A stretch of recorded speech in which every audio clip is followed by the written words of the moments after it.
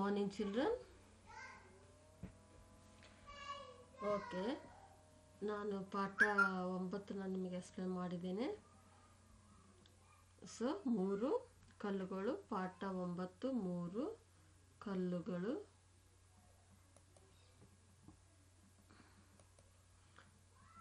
ಈಗ ನಾವು ಫಸ್ಟ್ ಪ್ಯಾರಾಗ್ರಾಫಲ್ಲಿ ನಾವು ಓದಿದ್ದೀವಿ, ಶಿಲ್ಪಿ ಆದಂಥವ್ರು ಯಾವ ರೀತಿಯಾದಂಥ ಕೆತ್ತನೆಯನ್ನು ಮಾಡ್ತಾರೆ. ಸೊ ಈಗ ಫಸ್ಟ್ ಸ್ಟೋನ್ ಏನು ಮಾಡ್ತು, ಫಸ್ಟ್ ಕಲ್ಲು. ಶಿಲ್ಪಿ ಯಾವಾಗ ಕೆತ್ತನೆಯನ್ನು ಶುರು ಮಾಡ್ತಾರೆ ಅದಕ್ಕೆ ತುಂಬ ನೋವಾಗುತ್ತೆ. ನೋವಾಗಿದ್ದಕ್ಕೆ ಅದೇನು ಹೇಳ್ತದೆ, ಶಿಲ್ಪಿ ಹತ್ರ ಕೇಳ್ಕೊಳ್ತದೆ, ನಂಗೆ ತುಂಬ ನೋವಾಗ್ತಾ ಇದೆ, ನನಗೆ ಸಹಿಸ್ಕೊಳ್ಳಿಕ್ಕೆ ಆಗ್ತಾ ಇಲ್ಲ, ಆದ್ದರಿಂದ ನನಗೆ ನೀನು ದಯಮಾಡಿ ಬಿಟ್ಟು ಬಿಡು ಅಂತ. ಅದಕ್ಕೆ ಶಿಲ್ಪಿ ಏನು ಮಾಡ್ತಾರೆ, ಅವರು ಬಿಟ್ಟು ಬಿಡ್ತಾರೆ. ಸೊ ಈಗ ನಾನು ಇಲ್ಲಿ ಪಿಕ್ಚರ್ ನಿಮ್ಗೆ ಯಾಕೆ ತೋರಿಸ್ತಾ ಇದ್ದೇನೆ ಅಂತಂದರೆ, ಇಲ್ಲಿ ನೋಡಿ, ಇದು ಕೆತ್ತನೆ. ಸೊ ಇದು ನಿಮಗೆ ಹೇಗೆ ಅನಿಸುತ್ತೆ, ಇಲ್ಲಿ ಕೊಟ್ಟಿದ್ದಾರೆ ಪಾಠ ಪೂರ್ವ ಚಟುವಟಿಕೆ, ಈ ಚಿತ್ರಗಳ ಬಗ್ಗೆ ಮಾಹಿತಿಯನ್ನು ಕೇಳಿ ತಿಳಿಯಿರಿ. ಈ ಚಿತ್ರಗಳ ಬಗ್ಗೆ ಮಾಹಿತಿಯನ್ನು ಕೇಳಿ ತಿಳಿಯಿರಿ. ಸೊ ಚಿಲ್ಡ್ರನ್, ಈ ಪಿಕ್ಚರ್ ಬಗ್ಗೆ ಅಥವಾ ಈ ಚಿತ್ರದ ಬಗ್ಗೆ ನಿಮ್ಗೇನು ಅನಿಸ್ತದೆ, ಈ ಚಿತ್ರದ ಬಗ್ಗೆ ನಿಮಗೇನು ಅನಿಸ್ತದೆ?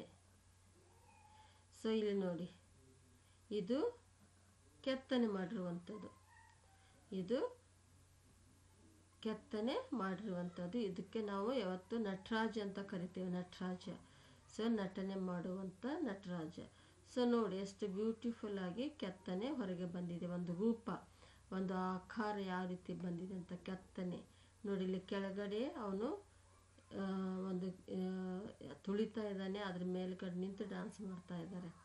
ಸೊ ಇದು ಒಂದು ಕೆತ್ತನೆ ನೋಡಿ, ಎಷ್ಟು ಬ್ಯೂಟಿಫುಲ್ ಆದಂಥ ಕೆತ್ತನೆ. ಸೊ ಇಲ್ಲಿ ಸಹ ನೀವು ನೋಡ್ಬೋದು, ಇದು ಚರ್ಚ್. ಸೊ ಯಾವ ರೀತಿ ಇದು ಕಲ್ಲಿನಿಂದ ಕೆತ್ತನೆಯನ್ನು ಮಾಡಲ್ಪಟ್ಟಿದೆ ಅಂತ ಗೊತ್ತಾಗ್ತದೆ.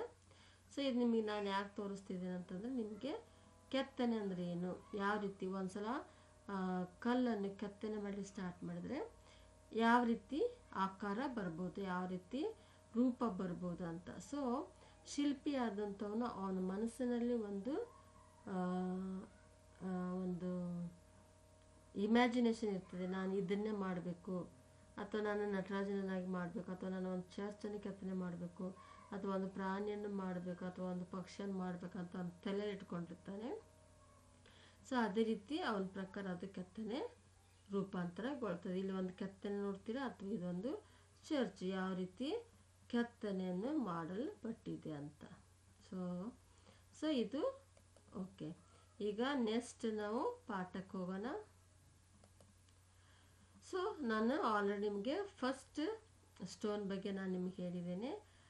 ಈಗ ಮತ್ತೆ ಎರಡನೆಯ ಸ್ಟೋನ್ ಏನು ಹೇಳ್ತದೆ ಅಂತ ಈಗ ತಿಳ್ಕೊಳ್ಳೋಣ. ಮತ್ತೆ ಎರಡನೆಯ ಕಲ್ಲನ್ನು ತೆಗೆದುಕೊಂಡನು,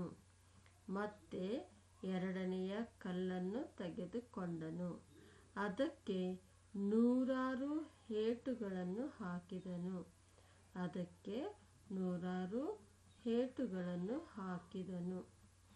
ಆ ಕಲ್ಲು ಸಹ ನೋವು ಸಹಿಸದಾಯಿತು.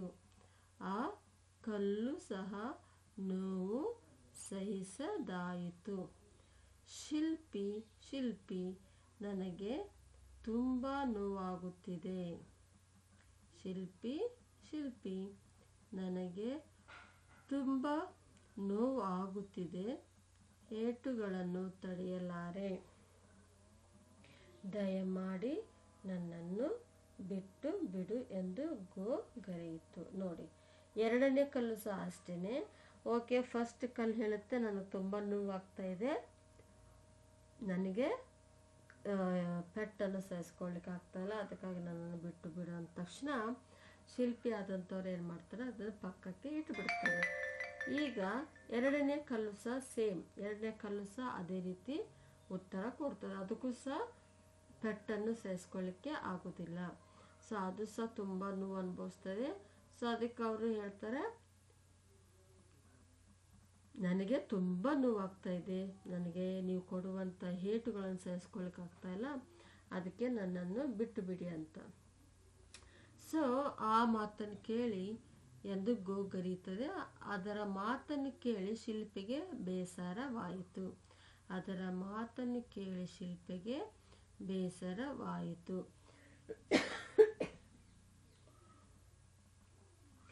ಸೊ ಇದು ಫಸ್ಟ್ ಕಲ್ಲು ಹಾಗೆ ಹೇಳ್ತು, ಎರಡನೇ ಕಲ್ಲು ಸಹ ಹಾಗೆ ಹೇಳ್ತು. ಸೊ ಈ ಎರಡು ಕಲ್ಲುಗಳ ಮಾತನ್ನು ಕೇಳಿ ಶಿಲ್ಪಿಗೆ ತುಂಬ ಬೇಸರ ಆಗ್ತದೆ, ತುಂಬ ಬೇಸರ ಆಗ್ತದೆ. ಯಾಕಂದರೆ ಅವನು ಏನೋ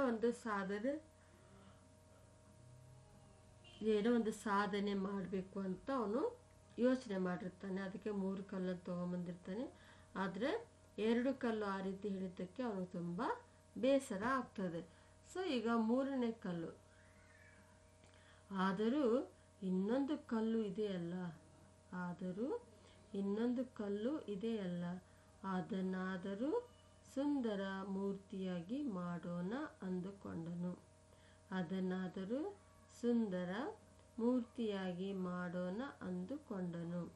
ಮೂರನೆಯ ಕಲ್ಲನ್ನು ತೆಗೆದುಕೊಂಡನು, ಅದಕ್ಕೆ ಸಾವಿರಾರು ಪೆಟ್ಟುಗಳನ್ನು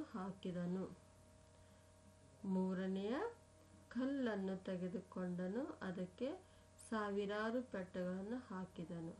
ಆ ಕಲ್ಲುಗಳು ತಾಳ್ಮೆಯಿಂದ ಎಲ್ಲ ಏಟುಗಳನ್ನು ಸಹಿಸಿಕೊಂಡಿತು.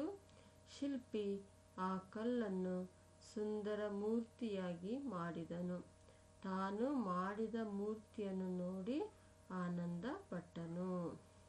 ಆ ಕಲ್ಲು ತಾಳ್ಮೆಯಿಂದ ಎಲ್ಲ ಏಟುಗಳನ್ನು ಸಹಿಸಿಕೊಂಡಿತು. ಶಿಲ್ಪಿ ಆ ಕಲ್ಲನ್ನು ಸುಂದರ ಮೂರ್ತಿಯಾಗಿ ಮಾಡಿದನು. ತಾನು ಮಾಡಿದ ಮೂರ್ತಿಯನ್ನು ನೋಡಿ ಆನಂದ ಪಟ್ಟನು. ಸೊ ಇಲ್ಲಿ ಮೊದಲನೇ ಮತ್ತು ಎರಡನೇ ಕಲ್ಲು ಏನಾಗ್ತದೆ, ಅವ್ರ ಹತ್ರ ರಿಕ್ವೆಸ್ಟ್ ಮಾಡ್ಕೊಳ್ತವೆ, ನಮಗೆ ಬಿಟ್ಟು ಬಿಡಿ ಅಂತ ಬಿಟ್ಟು ಬಿಡ್ತಾರೆ ಅವರು. ಸೊ 3ನೇ ಕಲ್ಲು ಏನು ಮಾಡ್ತದೆ, ಶಿಲ್ಪಿಯವರು ತಗೊಂಡು ಕೆತ್ತನೆ ಸ್ಟಾರ್ಟ್ ಮಾಡಿದಾಗ ಅದಕ್ಕೂ ಸಹ ತುಂಬ ಏಟುಗಳು ಬೀಳ್ತವೆ. ಆದರೆ ಅದು 3ನೇ ಕಲ್ಲು ಏನು ಮಾಡುತ್ತೆ, ಸಹಿಸ್ಕೊಳ್ತದೆ, ಏಟುಗಳನ್ನು ಸಹಿಸ್ಕೊಳ್ತದೆ. ಎಷ್ಟೋ ನೋವಾದರೂ ಅದು ಹೇಳ್ಕೊಳ್ಳೋದಿಲ್ಲ. ಸೊ ಫೈನಲ್ ಏನಾಗುತ್ತೆ, ಆ ಕಲ್ಲು ಒಂದು ಸುಂದರ ಮೂರ್ತಿಯಾಗಿ ಕಾಣ್ತದೆ. ಆ ಕಲ್ಲನ್ನು ಶಿಲ್ಪಿ ಆದವರು ಒಂದೊಳ್ಳೆ ಮೂರ್ತಿಯನ್ನಾಗಿ ಮಾಡ್ತಾರೆ. ಸೊ ಈ ಕಡೆ ಮೂರ್ತಿಗೂ ತುಂಬ ಖುಷಿ ಆಗುತ್ತೆ. ಓಕೆ, ನಾನು ಇಷ್ಟೊಂದು ಕಷ್ಟ ಬಿಟ್ಟು ಸಹಿಸ್ಕೊಂಡಿದ್ದಕ್ಕೆ ನಾನೊಂದು ಒಳ್ಳೆಯ ಮೂರ್ತಿಯಾಗಿ ಮಾರ್ಪಟ್ಟೆ ಅಂತ ಅದು ಖುಷಿ ಆಗುತ್ತೆ. ಈ ಕಡೆ ಶಿಲ್ಪಿಗೂ ಸಹ ಅವನೊಂದು ಒಳ್ಳೆಯ ಮೂರ್ತಿಯನ್ನು, ಸುಂದರವಾದ ಮೂರ್ತಿಯನ್ನು ಅವನು ಮಾಡಿದನಂದ್ಬಿಟ್ಟು ಅವನು ಸಹ ಆನಂದ ಪಟ್ಕೊಳ್ತಾನೆ.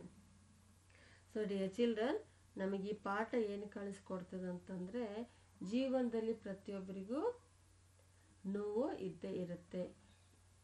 ಸೆಕೆಂಡ್ಲಿ, ಪ್ರತಿಯೊಬ್ಬ ಮನುಷ್ಯ ಆದಂಥವರಿಗೆ ನಾನು ಜೀವನದಲ್ಲಿ ಮೇಲೆ ಬರಬೇಕು, ನಾನು ಒಳ್ಳೆಯ ಮನುಷ್ಯನಾಗಿ ಬದುಕಬೇಕು, ನಾನು ದೊಡ್ಡ ಮನುಷ್ಯನಾಗಿ ಬದುಕಬೇಕು, ನನಗೆ ಸೊಸೈಟಿಯಲ್ಲಿ, ಸಮಾಜದಲ್ಲಿ ಒಳ್ಳೆಯ ಹೆಸರು ಬರಬೇಕು, ಒಳ್ಳೆಯ ಹೆಸರು ಬರಬೇಕಂತ ಎಲ್ಲರಿಗೂ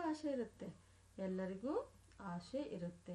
ಸೊ ಅದು ಆಸೆಯನ್ನು ನಾನು ನೆನಸು ಮಾಡ್ಕೋಬೇಕಾದ್ರೆ, ಅದು ಆಸೆಯನ್ನು ನನ್ನ ಕನಸು ಮಾಡ್ಕೊಳ್ಬೇಕಾದ್ರೆ, ಅಥವಾ ನಾನು ಪಟ್ಟಂಥ ಆಸೆ ನೆರವೇರಬೇಕಾದ್ರೆ ನಾನೇನು ಮಾಡಬೇಕು, ಎಲ್ಲದಕ್ಕೂ ಸಿದ್ಧಳಾಗಬೇಕು, ಎಲ್ಲದಕ್ಕೂ ರೆಡಿ ಆಗಿರಬೇಕು.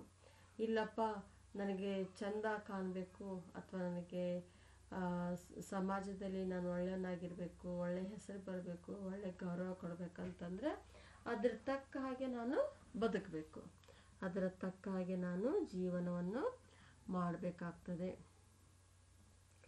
ಸೊ ಇಲ್ಲ ನಾನು ಸುಂದರವಾಗಿ ಕಾಣಬೇಕು ಅಂತಂದರೆ ಅದ್ರ ತಕ್ಕ ನಾನು ಶ್ರಮ ಪಡಬೇಕಾಗುತ್ತೆ.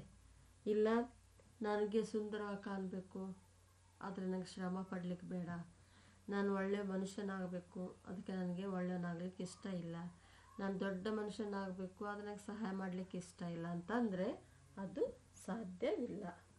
ನಾನು ಒಳ್ಳೆಯವನಾಗಬೇಕಾದ್ರೆ, ನನ್ನ ಹೆಸರು ಎಲ್ಲ ಕಡೆ ಗೊತ್ತಾಗಬೇಕಾದ್ರೆ, ಅಥವಾ ನನ್ನನ್ನು ಬಂದು ಪ್ರತಿಯೊಬ್ಬರು ನೋಡಬೇಕಂತಂದರೆ ನಾನು ಅದರ ತಕ್ಕ ಹಾಗೆ ತಾಳ್ಮೆಯಿಂದ ಸಹನೆಯಿಂದ ನಾನೇನು ಮಾಡಬೇಕಾಗತ್ತೆ, ಇರಬೇಕಾಗತ್ತೆ. ಒಳ್ಳೆಯ ಕೆಲಸಗಳನ್ನು ನಾನು ಮಾಡಬೇಕು, ಒಳ್ಳೆಯವರಿಗೆ ಬೇರೆಯವರಿಗೆ ಸಹಾಯ ಮಾಡಬೇಕು.